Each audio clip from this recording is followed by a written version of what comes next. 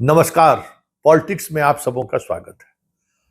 और आज हम पॉलिटिक्स में बिहार के उस पॉलिटिक्स की चर्चा करने जा रहे हैं जिस पॉलिटिक्स के सहारे यह कहा जा सकता है कि आज लालू होते तो महागठबंधन की ये स्थिति नहीं होती। आज लालू होते तो ये अराजकता महागठबंधन में देखने को नहीं होता। आज लालू होते तो तस्वीर दूसरी होती। आज लालू होते तो आरजेडी आत्मसमर्पण करता हुआ नहीं दिखता। जी हां, पॉलिटिक्स में आज हम यही चर्चा करने जा रहे हैं। 24 तक तेजस्वी की कोई रैली सभा नहीं है। आज कांग्रेस के नेताओं से उनकी बातचीत हुई है, अंतिम दौर की बातचीत है। निगोशिएशन अभी भी चल रहा है उम्मीदवारों को लेकर, जितने जगह पर आमने सामने है। ये लालू होते तो नहीं होता।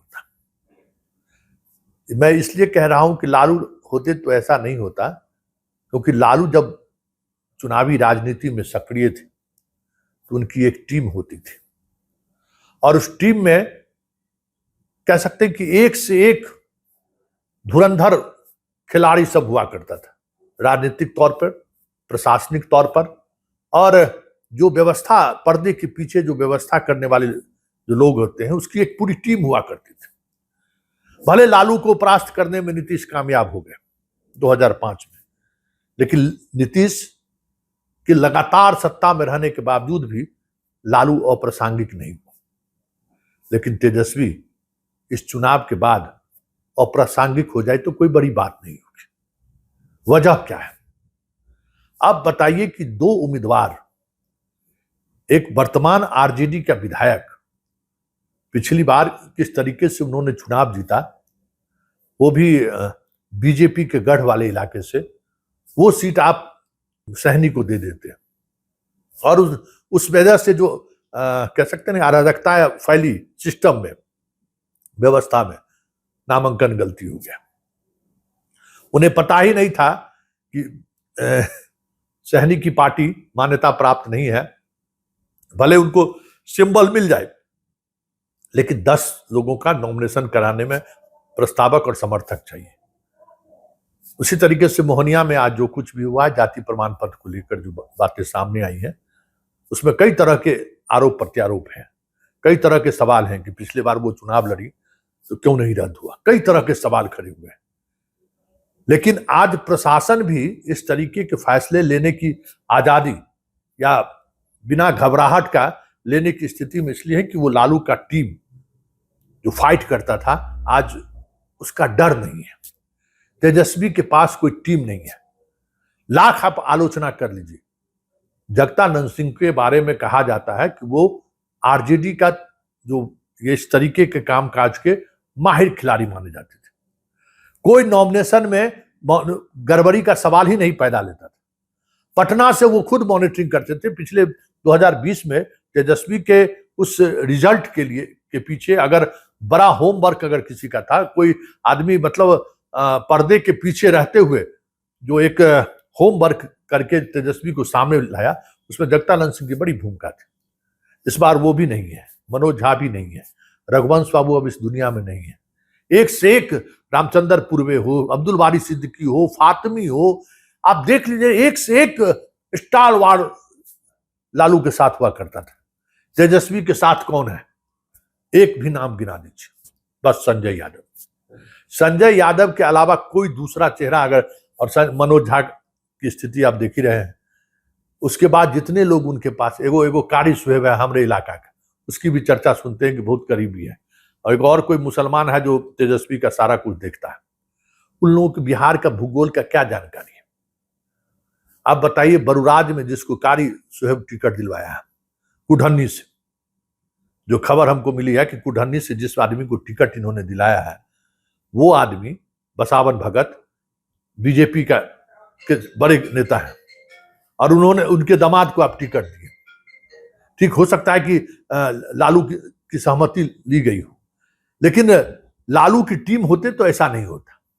जो आदमी आज से 1 महीना पहले आपके गठबंधन के साथी कांग्रेस के तमाम बड़े नेताओं को सार्वजनिक मंच से गाली गलौज की भाषा का इस्तेमाल किया हो, उस आदमी को आपका पार्टी संबल दे रहा है। ये तभी हो रहा है जब कोई कोऑर्डिनेशन नहीं है। इसी तरीके से दीपक यादव का खड़ा होना, दीपक यादव के खड़े होने का क्या परिणाम हुआ बेतिया लोकसभा चुनाव में देख चुके हैं। फिर भी आप उस पर प्रयोग कर रहे हैं। ये लालू की टीम अगर रहती या लालू रहते तो कभी भी नहीं होता। आप कुशेश्वर स्थान में वहां स्थिति देख लीजिए, निर्दलीय चुनाव लड़ना पड़ा। अरे एक एक सीट महत्वपूर्ण है, लालू होते तो ये नहीं होता, होमवर्क होता। गौरा बराम में देखिए, गौरा बराम में लालटेन सिंबल भी है और सहनी का भी सिंबल है। सहनी का भाई खड़ा है राष्ट्रीय अध्यक्ष, और ये लालू होते तो ये नहीं होता। अब वहां मुसलमान उम्मीदवार है। अब आप समझ जाइए, आरजेडी आप प्रेस विज्ञप्ति जारी कर दिए, लेकिन वो कागज इलेक्शन कमीशन के पास, मतलब आरओ के पास नहीं पहुंचा। ये सारी व्यवस्थाएं ऐसी हैं जिसको देखने के बाद आप कह सकते हैं कि लालू होते तो ऐसा नहीं होता। आज दिशाहीन, पूरा कैंपेन सिस्टम दिशाहीन है। पिछले चुनाव का मुझे अनुभव है, जगतानंद सिंह जब वार रूम को देख रहे थे, भाकपा माले के हो, सीपीआई, जितने भी गठबंधन के साथी थे, तमाम गठबंधन के साथी रोजाना पार्टी दफ्तर में एक साथ बैठते थे और हर बिंदु पर चर्चा होती थी। वो टीम लालू का उस पर प्रभाव दिखता था। लेकिन रिजल्ट उस बार का आप गौर कर सकते हैं, क्या इस बार ऐसा रिजल्ट आएगा क्या? कदापि नहीं। मतलब ये जो एक राजनीति थी लालू की, और लालू का जो टीम था, वो टीम भले तेजस्वी 2015 से सक्रिय राजनीति में आ गए हैं, 10 साल बाद भी संजय यादव से वो एक कदम आगे नहीं बढ़ पाए। जो उनके टीम का कोई भरोसे, कोई मंत्री संतरी कोई भी देख लीजिए ना, आलोक मेहता की भी को भी देख लीजिए, जो चेहरा दिख रहा है आपका, देखिए उसमें एक भी चेहरा ऐसा रहा हो जो मोदी का शाह हो। कोई एक चेहरा लालू यादव के साथ, लालू जैसे मोदी का शाह, उसी तरीके से लालू यादव के साथ एक से एक राजनीतिक कार्यकर्ता थे। जगतानंद सिंह थे, रामचंद्र पूर्वे थे, अब्दुल बारी सिद्दीकी थे, फातमी थे, रघुवंश बाबू थे। मतलब लंबी सूची थी, लंबी कतार। सीताराम सिंह चले गए इस दुनिया से, बहुत सारे नेता, अनगिनत नेता थे। लेकिन ये इन्होंने 10 वर्षों में भी अपनी टीम खड़ी नहीं कर सकी।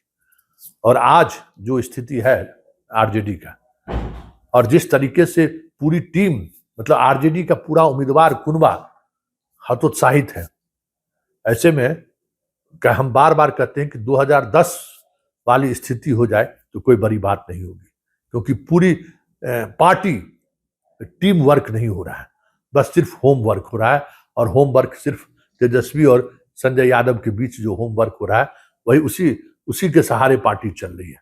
अब बताइए 24 तारीख के बाद तेजस्वी निकलेंगे, कितनी सभा कर पाएंगे और कैसे ये सारी चीजें वो देख पाएंगे, ये समझ सकते हैं। कोई कोऑर्डिनेशन नहीं है आपस में। तो ये इस चुनाव का सबसे बड़ा जो नेगेटिव चीज आया है कि पार्टी जितनी भी है वो बीजेपी से लड़ ही नहीं रही है, तो वॉक ओवर दे दी है। जनता क्या करती है कहना मुश्किल है, लेकिन पॉलिटिकल पार्टी ने तो वॉक ओवर दे दिया है।